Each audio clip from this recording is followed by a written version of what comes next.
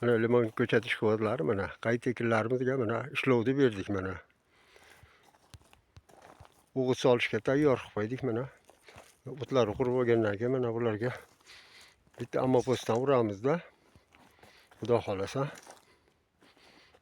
sharbatdan oqqizib ishlovni beramiz, birinchi ishlovimizni mana.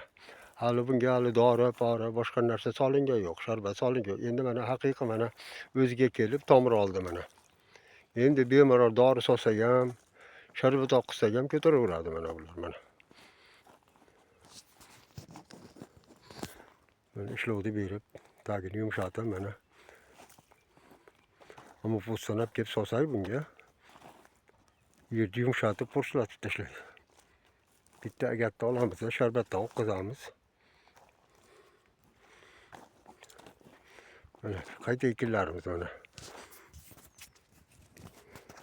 Bu yildan keyingi xudo xolasa mana limon ekuvchilarga tayyorlayapmiz-da.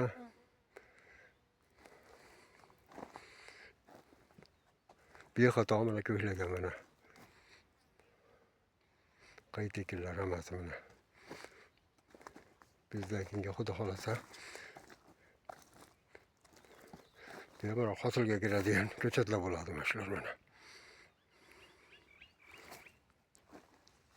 2000-3000 ko'chat bor yerda mana. O boshdan oxirigacha.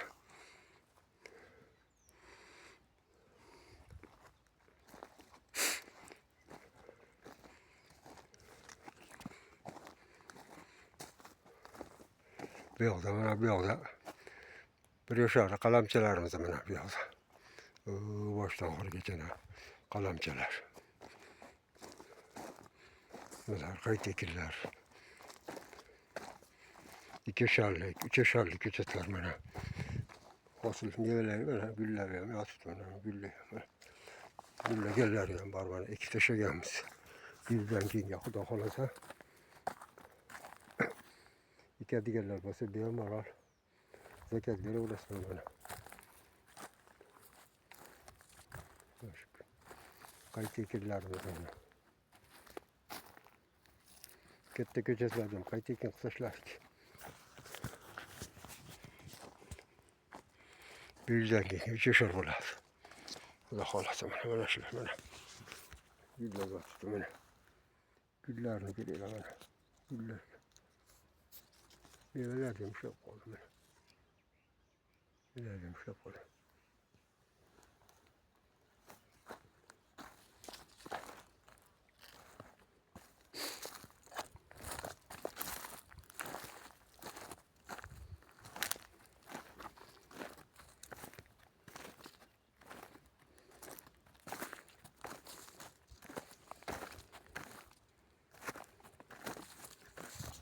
Mana shu bunun oxirigacha 3000 ta pashti, 3000 ta ko'chat bor mana shu yerda.